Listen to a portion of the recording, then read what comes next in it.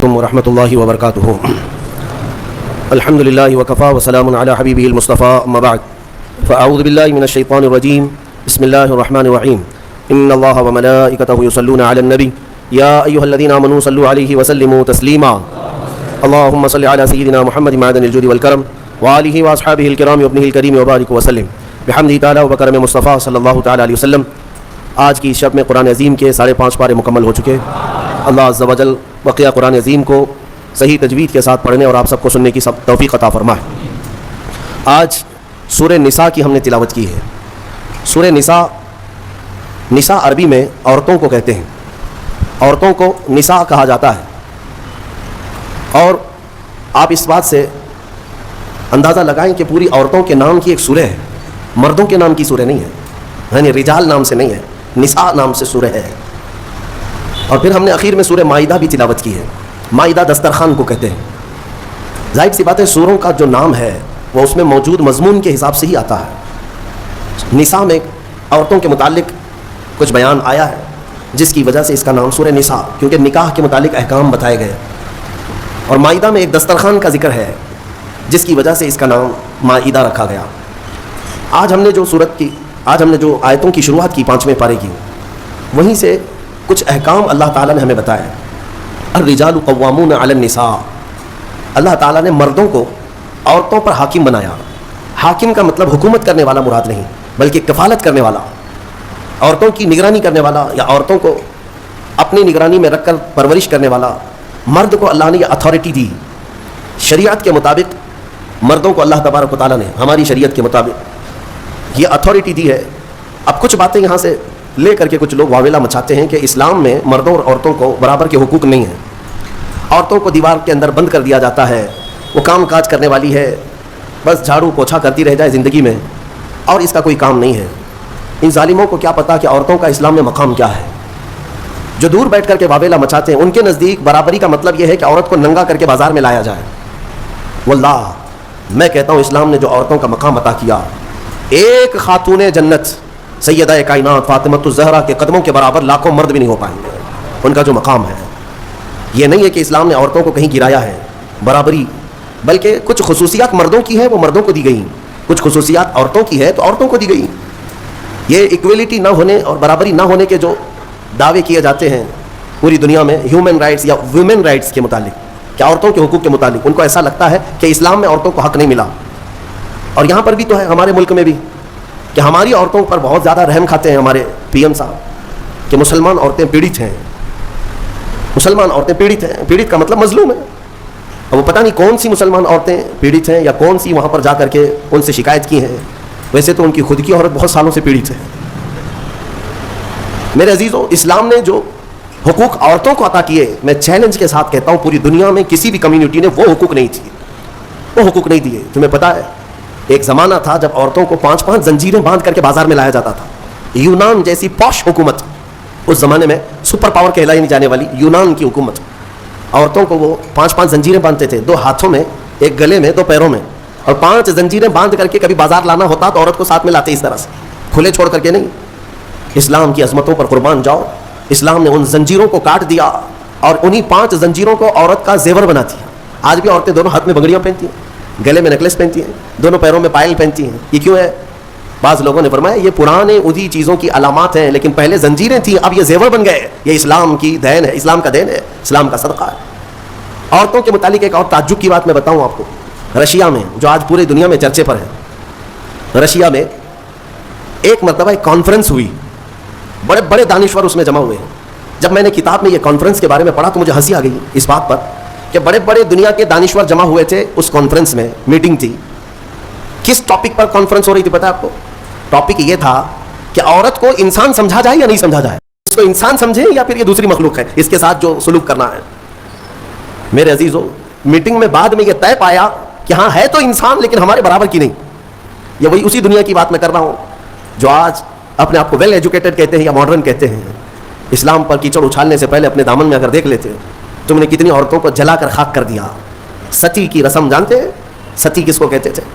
ہمارے اسی دیش میں یہ رسم پائی جاتی تھی کہ اگر کسی عورت کا شوہر انتقال کر جائے تو عورت کو بھی شوہر کے ساتھ جلا دیا جاتا تھا. ختم, اس کو رہنے کا حق نہیں.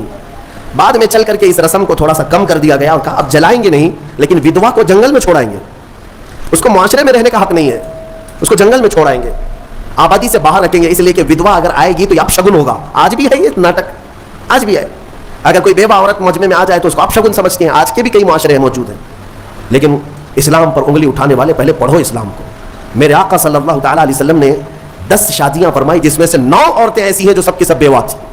بیوہ کو میرے آقا صلی اللہ تعالیٰ علیہ وسلم نے نکاح کے ذریعے سے اپنا کر کے دنیا کو یہ بتایا کہ بیوہ اپشگن نہیں ہوتی, بلکہ اگر تم نے اس کو اپنا لیا تو اس کی بدولت اللہ تمہاری دعائیں قبول کرتا ہے. بیوہ کو اس طرح سے نکال کر کے باہر کر دینا, یہ سب مجھے حیرت ہوتی ہے. آج وہ لوگ ہمیں عورتوں کے حقوق سکھانے آئے ہیں جو کتنی تو عورتوں کو جلا دیے, کئی عورتوں کو بے یار و مددگار چھوڑ دیا, زندگی پر ان کے لیے شادی کرنا حرام کر دیا. ایک بار شوہر مر گیا تو دوسری بار شادی نہیں کرنا. وہ لوگ ہمیں عورتوں کے حقوق سکھا رہے ہیں کہ عورتوں کے حقوق کیا ہوتے ہیں. جو زنجیریں ڈال کر کھینچتے تھے وہ ہمیں عورتوں کے حقوق سکھا رہے ہیں. حیرت نہیں ہے؟ یہ مسئلہ ایسی ہی ہے کہ اگر شیطان آپ کو نماز کے لیے بلانے آ جائے, اس سے یہ پوچھو تم کب سے شریف ہو گئے. تو یہ دنیا ایسی ہے جنہوں نے عورتوں پر ظلم کا ایک ننگا ناچ ناچا ہے, اور وہ ہمیں آج بتاتے ہیں ویمنس رائٹس ہیں, عورتوں کے حقوق ہیں. عورتوں کے حقوق الحمدللہ میرے مصطفیٰ نے بتایا ہے. کل بھی میں نے بتایا تھا اگر گھر میں بیٹی پیدا ہو تو رسول پاک صلی اللہ علیہ وسلم نے اسے جنت کی بشارت عطا کی. اور پھر اتنا ہی نہیں, کسی خاتون کو ہی تو دیکھیں اللہ کے حبیب صلی اللہ علیہ وسلم نے, بڑی ہو گئی, اگر اس کے بچے ہو گئے تو بچوں کو کہا گیا تیری ماں کے قدموں کے نیچے تیری جنت ہے. الجنت تحت اقدام الامہات, ماؤں کے قدموں کے نیچے جنت بنا دیا. کون ہے اس قدر بلند مقام عورتوں کو؟ کس نے دیا؟ اسلام نے دیا. عورتوں کے حقوق کے سلسلے میں جو واویلا مچاتے ہیں, ایکویلٹی نہیں ہے اسلام میں, برابری نہیں ہے. برابری کا مطلب وہ لوگ یہ سمجھتے ہیں کہ عورت کو کھلے عام آزاد چھوڑ دینا چاہیے, اس پر کوئی پابندی نہیں ہونی چاہیے. باہر نکال کر کے لاؤ, کپڑے اتار کر کے لاؤ, اس کے چھوٹے کپڑوں پر کچھ بھی بات مت کرو. اس کو وہ ایکویلٹی کہتے ہیں, یہ برابری ہے. مرد جب باہر گھوم سکتا ہے تو عورت کیوں نہیں گھوم سکتی؟ ان کا مطلب یہ ہے کہ مرد اگر ایک سے زیادہ عورت سے شادی کر سکتا ہے تو عورت کیوں نہیں کر سکتی؟ یہ بھونڈے اعتراضات ان کے لیے, یہ بے سر و پیر کے اعتراضات, سوالات ہوتے ہیں. میں ان کو ایک اچھا مشورہ دیتا ہوں, عورتوں سے برابری کرنا ہے, ظاہر سی بات ہے, برابری ہر چیز میں ہونی چاہیے, ہر چیز میں ہونی چاہیے. عورتوں کے ساتھ برابری کرنے میں شادی کر لو, ایک سال بچہ وہ جنے گی, دوسرے سال تم بچہ جنو. ایک سال وہ حمل کی تکلیف اٹھائے گی, دوسرے سال تم حمل کی تکلیف اٹھاؤ. بھائی ساری تکلیفیں عورت کو ہی کی تکلیف اٹھاؤ. بھائی ساری تکلیفیں عورت کو ہی کیوں؟ ہو سکتا ہے یہ پاسبل ہے؟ تو تمہیں پتہ ہونا چاہیے کہ ہر مخلوق کی اللہ نے کچھ خصوصیات رکھی ہیں.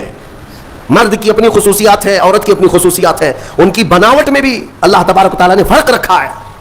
مرد کے ہاتھ عورت کے ہاتھ کی طرح نہیں, مرد کا جسم عورت کے جسم کی طرح نہیں, ساری چیزوں میں فرق موجود ہے. اسی لیے قرآن نے مردوں کو کمانے کا حکم دیا اور عورت کو امور خانہ داری اور بچوں کی تربیت کا حکم دیا. جس کی جیسی کیٹیگری ہے ویسے اسلام نے حکم دیا. اس چیز کو لے کر کے یہ اسلام پر اعتراضات کرتے ہیں. آج پاکستان کی سڑکوں پر کچھ عورتیں بینر لے کر کے اتری اور اس بینر پر یہ لکھا ہوا ہے کہ میرا جسم میری مرضی, کہ ہمیں آزاد چھوڑ دیا جائے. 4 دیواری ہمارا گھر نہیں ہے, پوری دنیا ہماری ہے. یہ وہ جانور عورتیں ہیں جنہیں جنگل چاہیے, جنگلیوں کی طرح سے وہ زندگی جینا چاہتی ہیں. یہ سارے خیالات کس نے ان کے ذہنوں میں ڈالے؟ یہ وہی دنیا جو ہمارے معاشرے کو تباہ و برباد کرنا چاہتی ہے. میں اپنی بچیوں سے کہنا چاہتا ہوں ان کے میٹھے چپڑے نعروں میں مت آنا, یہ تمہیں کہیں کا نہیں چھوڑیں گے. آج جاؤ یورپ کو جا کر دیکھ لینا, امریکہ کو جا کر دیکھ لینا, وہاں پر پورا نظام درہم برہم ہے. جو پوش کہتے ہیں نا وہ صرف اور صرف پیسے میں پوش یا پھر عیاشی میں پوش نظر آتے ہیں. اخلاق جو انسان کے ہیں وہ مر چکے ہیں. پرسنٹیج کے اعتبار سے دیکھا جائے تو اب میں ایگزیکٹ نہیں بتا پاؤں گا, لیکن بہت زیادہ پرسنٹ ایسا ہے کہ وہاں شادی کا نظام ہی ختم ہو چکا ہے. شادی کا نظام ہی نہیں. لڑکا کسی بھی لڑکی کے ساتھ زندگی گزارتا رہے, بچہ ہو جائے, 2 ہو جائے, اس کے بعد دونوں کہتے ہیں اب شادی کر لیں ہم لوگ. 1-2 بچے ہونے کے بعد پلان کرتے ہیں کہ شادی کر لیا جائے. اس وقت تک شادی نہیں ہوتی. اگر انڈرسٹینڈنگ ٹھیک رہی تو آگے شادی کر لیں گے 2 بچے کے بعد, نہیں تو پھر چھوڑ کر کے پھر کسی اور کے ساتھ. وہاں کے اکثر بچوں کو یہ پتہ ہی نہیں ان کا اصلی باپ کون ہے. 2-2, 3-3 کے ساتھ اس طرح کی زندگیاں گزرتی رہیں. میرا دین یہ نہیں ہے. میرے دین کی خصوصیت یہ ہے کہ اسلام نسب کی حفاظت کرتا ہے, نسب کی حفاظت کرتا ہے. آپ کو پتہ ہے اسلام کا یہ جو نظام ہے, ایک انگریز نے کہا, اس نے ریسرچ کر کے کہا عورت کو اگر کسی نے طلاق دے دیا, توجہ چاہتا ہوں, اگر کسی نے طلاق دے دیا تو اس کی عدت کیا ہے؟ وہ عورت دوسرے مرد سے اگر نکاح کرنا چاہے تو کب کرے گی؟ ادھر فوراً زید نے طلاق دے دیا, دوسرے دن دوسرا شادی کر سکتا ہے؟ عدت ہے نا, آپ کو پتا ہے عدت کیا ہے. عدت کیا ہے؟ 3 بار عورت کی ماہواری آ جائے، طلاق کے بعد 3 بار عورت کا حیض آ کر ختم ہو چکا ہو، 3 بار حیض آیا اور 3 بار وہ پاک ہوئی، تب اس کی عدت ختم ہو گئی، اب وہ چاہے تو کسی اور سے نکاح کر سکتی ہے. یہ طریقہ ہے شریعت اسلامیہ نے. یہ کیوں رکھا گیا؟ ایک دانشور ہے، بڑا پڑھا لکھا آدمی ہے، لیکن اسلام سے اس کا تعلق تو نہیں، مسلمان نہیں ہے. اس نے کہا مجھے اس بات پر بہت حیرت ہوئی جب میں نے یہ دیکھا عدت کا کیا مسئلہ ہے، اس میں کیوں رکھا گیا؟ تو اس نے کہا کہ سائنس کے اعتبار سے میں نے پوری جانچ پڑتال کر کے دیکھ لیا کہ اگر عورت پہلے والے شوہر کے ساتھ کچھ راتیں بھی گزاری ہو، کچھ راتیں گزاری اور اس کے بعد پہلے شوہر نے طلاق دے دیا، تو پہلے شوہر کا نطفہ اگر عورت کے جسم کے اندر موجود ہے تو وہ کب تک باقی رہتا ہے؟ تو سائنس کہتی ہے 3 بار عورت کو اگر ماہواری آ گئی تو پہلے والا سارا نطفہ پاک ہو چکا ہوتا ہے، پہلے والے کا کچھ بھی ذرہ بھی باقی نہیں رہتا. اب وہ پوری مکمل کلین ہے، تب جا کر کے وہ دوسرے شوہر کے لیے تیار ہے، دوسرا نکاح کر سکتی ہے. میرے عزیزو، یہ میں نہیں کہتا، غیروں نے جو پڑھا ہے وہ کہتے ہیں کہ اسلام نے یہ عدت کا جو نظام رکھا ہے وہ صرف اس لیے کہ آنے والا بچہ اس کے نسب میں کوئی اختلاط نہ ہونے پائے، نسب میں کوئی اختلاط نہ ہونے پائے.